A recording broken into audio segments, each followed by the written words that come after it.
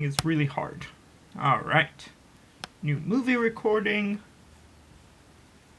And is it doing stop screen recording? Yes, perfect. Hello, hello, hello, hello, hello. You know the first 10 seconds are utterly irrelevant. Skip ahead to when I've floated on top. There we go. Okay.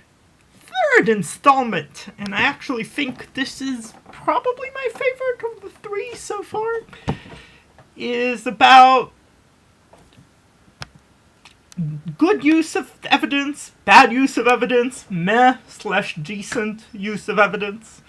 And basically what I wanted to show you is you can have the same quote and you can do really bad things with the quote, mediocre things with the quote, decent things with the quote, excellent things with the quote. And these things are better seen in examples than by just, speculating or just speaking about them in the abstract.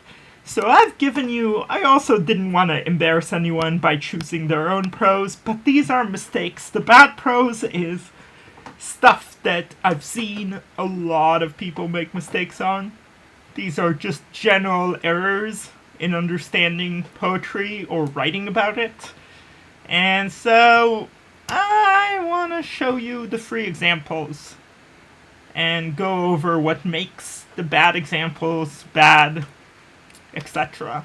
And how we move them to meh and to good. And meh is decent. It's like 5 out of 7, let's say. Not maybe even 6 when you're catching your examiner in a good mood, but never 7. Never ever 7. And bad is just, I don't even know, 3. It just does nothing for your examiner. None of you writes a whole essay like this, but all of you have moments where you are tempted. It's such a tempting thing. We will also discuss the psychology of this, the psychology of these errors that I've found across your exams, across other people's exams. Absolutely normal errors. I'm sure I've made them when I was your age. 100% certain I've made these errors. Alright. Do not go gentle into that good night. A fairly central line, wouldn't you say, in that poem? And I've just done 4 types of analysis of it. Bad! Bad! Paraphrase pretending to be analysis. I've said this on many, many, many exam booklets. Paraphrase, paraphrase, paraphrase, paraphrase. Here it is. The speaker in the poem wants his father to not accept death gently. We see this when he says, "Do not go gently into that good night. Death is the good night." Really now? So you're saying do not go gently into that good night means do not accept death gently? No! You didn't. How could you come up with that? How can we possibly understand the poem as deeply as you just did? This is the problem with the analysis. It's failing the litmus test of would any reader not know that reading the poem. It's tempting. It's tempting because you're never going to be wrong, basically using the phrasing of the quote in your analysis, but you're actually never going to offer real analysis if you just stay exactly with the phrase of the quote and never change anything or note anything different about it. Alright, then there's inaccurate analysis. You'd be surprised at how often this is done. The speaker says this line to show he is going to fight death. Sometimes you read this poem and you just go, there's so much rage against death. And, well, usually it's about the speaker's battle against death. So we fall into these errors. It's so easy to get mixed up on who the speaker is in a poem, on who they're saying what to. It's so easy. Because we're rushing through things, it feels like there's a lot of rage against death, and we just slip into it. It's not that we completely misunderstand the poem so much as we rushed. We rushed through, and we didn't really slow down enough to think about the accuracy. So a lot of revision to me should be about, wait a second, did I assign the activity to the wrong person here? Like, the speaker wants his father to fight death, not so much himself. He is not approaching death at the moment, so that's not a primary concern of this poem. So just this kind of inaccuracy, I wonder, I can see someone trying to be a bit too clever and saying, I want, the speaker is writing, I'm trying to misread this in a very blatant way. The speaker is trying to tell his dad to be peaceful in his approach to death. Be peaceful. Just missing that knot, or even, like, just kind of getting a little mixed up with one kind of reversal. Because we have a negative imperative, and we're not used to this, we are more used to imperatives being commands of what to do, not so much commands of what not to do necessarily. So it's also, I can see someone misreading do not go gentle for do go gentle. Really, it's only skipping one word. So it's just a little bit, there are pitfalls in poetry with just misreading. And I've seen a lot of these because you can misread. We'll see a lot of different misreadings of these free examples that I've brought. Alright! Now moving to a more decent analysis. I think I've seen a lot of these from you as well. Like, it's not like I've seen your exam or your different exams and all of them are just bad analysis. No, there's a little bit of bad, there's a little bit of good, there's a little bit of excellent. So here's the, okay, decent, more towards the 5 end of the realm, definitely not a 3. The speaker repeats the line. Now I'm just gonna put repeats here, because in terms of assessment objective, you're now using the terminology, you're already talking about the repetition to emphasize, yep, we said emphasis is okay, is resistance to a passive acceptance of death, a gentle going into death's good night. Alright, good use of the quote, good embedding of the quote. We're thinking about emphasizing resistance, which is a little different than just saying, he's saying don't go gently, which means don't go gently. That's not much of an analysis, but resistance to a passive acceptance of death is kind of more analytical. You might argue with this. It's not amazing, but it explains the quote, it uses the repetition in a decent way. It's not earth-shattering, but it's not terrible in any sense of a GCSE word. Okay, and it spells out that the good night is death's good night without belaboring it. It's better writing than the first couple of examples as well. Alright, then comes the good to excellent analysis. And I don't necessarily expect you to do this regularly, but I think you can do it from time to time. And the more you try in your revision to come up with really meaningful, deep insight, the better it is. Here's how I came up with it, which was, I said to myself, alright, I know what this poem is about, right? Roughly. We've talked a bit about its ambivalence from time to time, but we know the general message. What I didn't know was, why say do not go gentle into that good night?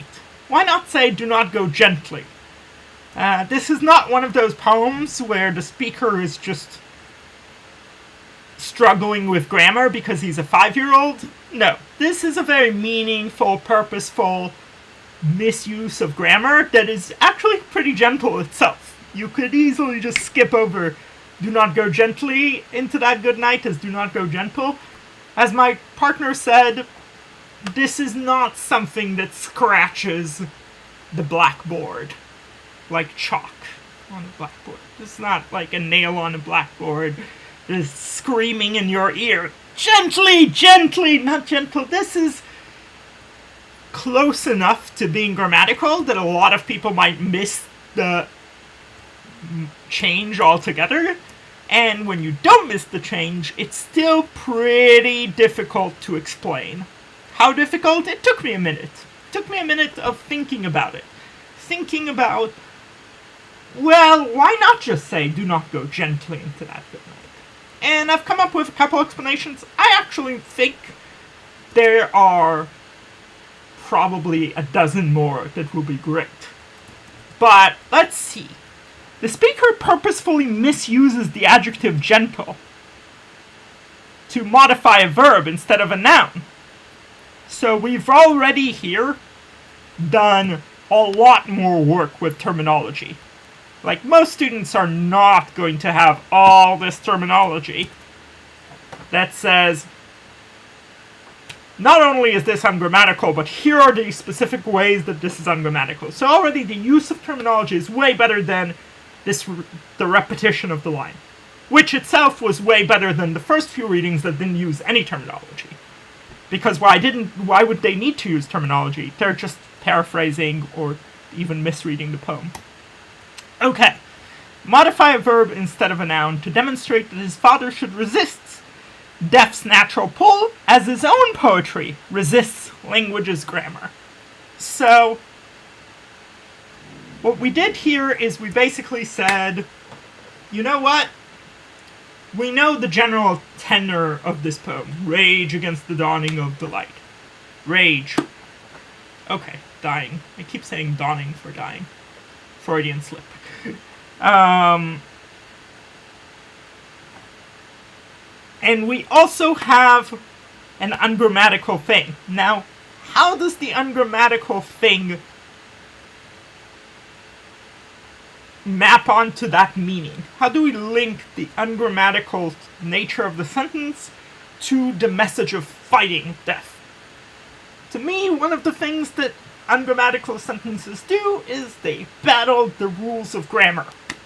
And so I've made that, like, just like your own poetry is resisting, how should you not go gently into the good night? Don't even think about adverbs for adverbs. No, you can put adjectives where there are adverbs. So this is already, to me, very good. Very good. Not so much because the argument is all that different, but because the use of the evidence is really different. Moreover, here's where it's honestly top-notch. By choosing an adjective rather than an adverb, the speaker suggests his father's rage should not just be a matter of doing, of approaching death or going towards it, but a matter of being, of refusing to die as a gentle person. It's a very complicated idea, but it's basically, I don't just want you to do things gently, I want you to not be gentle in your approach. Your very essence needs to change, not just the way you do things. It's like the difference between telling you, don't walk a certain way, and don't be a certain way. It's like, don't be a certain person. I think don't adjective is much harder, in a way. Okay, the speaker not only asks his father to die fighting, then, but also to die as a fighter, to let his whole final days be ungentle. Okay, so there we've gone, we've peeled off a few layers of that phrase, and we've really dug deep into the grammatical switcheroo that Dylan Thomas pulled here. So, much better use of terminology and a deeper and deeper reading of this. And I initially had the first reading, which was we're fighting grammar as the father fights death. Then I thought, okay, and can I say something more specific about the difference between an adjective and an adverb? And I figured adjectives are about being. Adverbs are about doing. Nouns are things, people. Verbs are movements, actions. This is not always true, by the way, but it's generally true. And generally true is way better than most people do. So, at least in talking about adjectives and adverbs and things. Alright, so from Blessing, which is a poem I feel like I wanted us to do together, but we never got a chance because you've already done it. Naked children, enjambment, just to pay attention to the enjambment, screaming in the liquid sun. Alright, bad. Paraphrase. This line shows that the children are yelling in the sun, which is liquid because there's water all over the place. Okay, didn't really say very much new there, right? A little bit better than the pure paraphrase of the previous one, because at least it links it to the water, but it doesn't tell us much about the meaning of there being water everywhere. And the colloquial phrase, all over the place, also not good in an exam.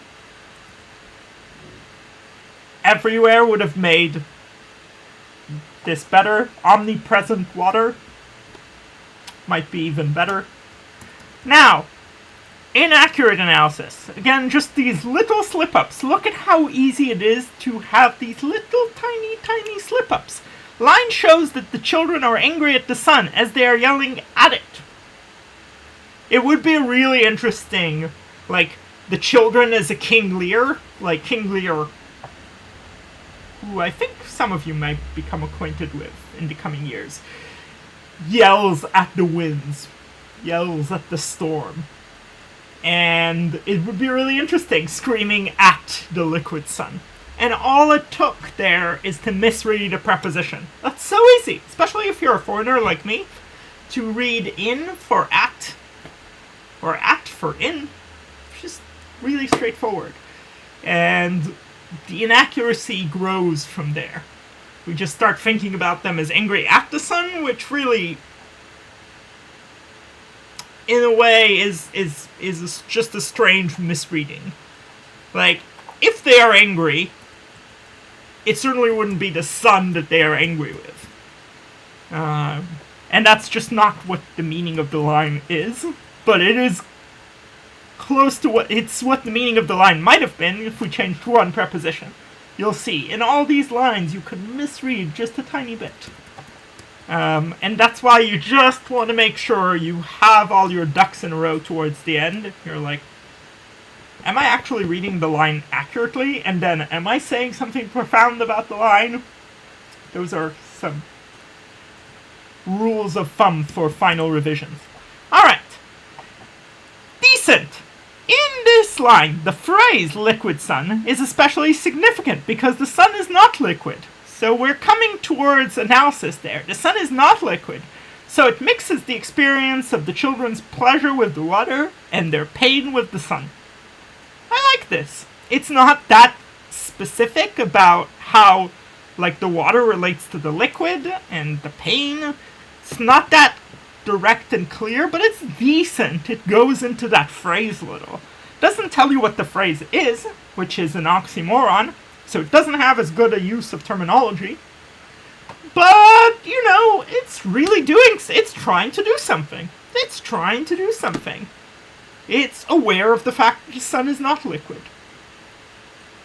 And that it even talks about mixture of experience, which I think is really nice. And you'll see we keep that for the good, excellent analysis.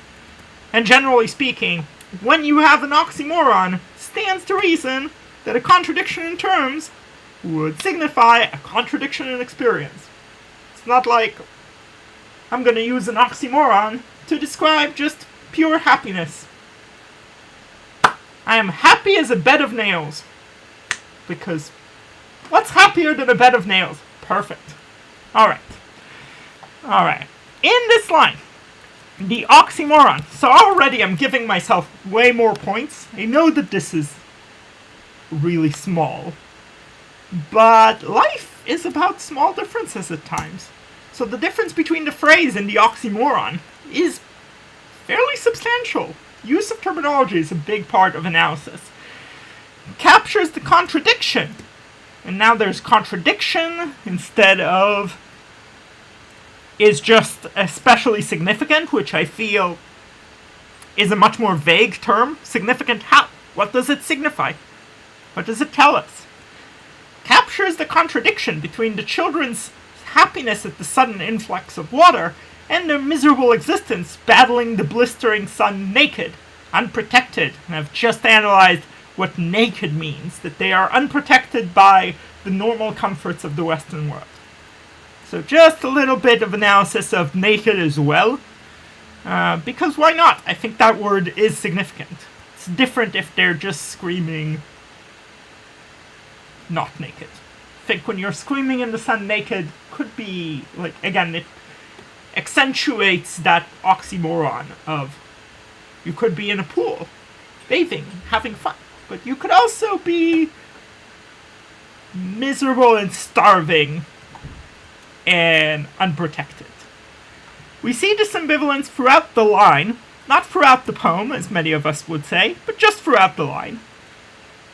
Because if I say throughout the poem, and there's half a line in the poem that is not ambivalent, it's not really throughout the poem, is it? Anyway, throughout the line, the kids may well be screaming in joy, but the word also suggests pain. So really, this is a reading of nearly every aspect of the line. We have the liquid sun oxymoron, we have naked, and we have screaming. Basically, every single one of these words linked to ambiguity, to meaning, etc. This ambiguity. I would say ambiguity. It's fine. Okay. Similarly, as beautiful as it is to imagine a state where the sun itself becomes water, this also conveys how limited the children's options are. Even when a water pipe burps, their supply of water is likely to evaporate into a liquid sun. And I feel, as with all my points, this is a little complicated, and I would not mind saying that is, or turning this into a semicolon and adding yet another sentence clarifying what I mean. But for now, I think that's fine. Basically, capturing the fact that a liquid sun is contradictory in its experience, both because it's nice to think of finally getting water into this hyper hot and you know, droughty day, and not that droughty is a word, but it's a video. But at the same time, do you want to drink? Do you want to drink the sun? Want to drink water that's been in the sun for a very, very long time? So, kind of like the screaming, this term is really about that contradiction between getting suddenly water out of nowhere, a blessing, and knowing that, guess what? You're still naked, still in the sun, and it's not like the water pipe is going to burst every day and give you a ton of water every day. So it's partially the ambiguity towards that. Alright. So that's the example there. Oxymoron, and then analyzing a word here and a word there and seeing the multiple meanings. That's another assessment objective. Can you see multiple meanings? Can you see ambivalence? Can you see tension? Can you read into things? Can you use terminology? Okay. Alright, final example. I'm trying to make these videos a little more bite-sized, but then I get a little excited. So, love is the star to every wandering bark. In the poem, the line is it, but if you're going to start quoting me it without explaining what the it is, that's itself a problem. So we have our magical brackets that say love is the it in the poem. So love is the star to every wandering bark. Bad paraphrase. Here the poet is saying love is the light that is revealed to every ship that is lost. Pretty much what the line means. Bark is ship. Wandering, lost, star, light. Pretty much just translated word for word, replaced with synonyms. Anyone who understands this line on a superficial level will get there. Alright, then inaccurate. Again, just the ease with which, especially with Shakespeare, I would read every Shakespeare sonnet like 20 times before writing about it, because the grammar is more complicated, the poetry, the language use is much different and harder than any other poet we study. And so the poet is saying love is a ship guided by a constant star. Love is not the ship! Love is the star that guides the ship. But it's so easy to just go, well, if it's the star, maybe it's the ship. Maybe it's the ship we just mix up. Because we do have love is and a wandering bark. So it's very, very easy to just go, love is a ship guided by a constant star. Such an easy mistake. I tried to choose mistakes that are not just, clear inaccuracies, but also inaccuracies that are understandable. Like, these are the pitfalls of reading poetry. Is we might mix up our objects. Maybe love is the wandering bark, and the star is guiding it. Nope. But very close, and very wrong. Alright, decent analysis. By referring to love as the star to every wandering bark, Shakespeare is using light imagery. Light imagery! Boom. Light imagery. Little thing we call terminology to show the consistency of love, since the light from stars does not depend on winds or calm weather to stay the same. A little bit of an explanation. Nothing too profound, but I did use light imagery. I did use the terminology. I did have a clear effect on meaning and an explanation.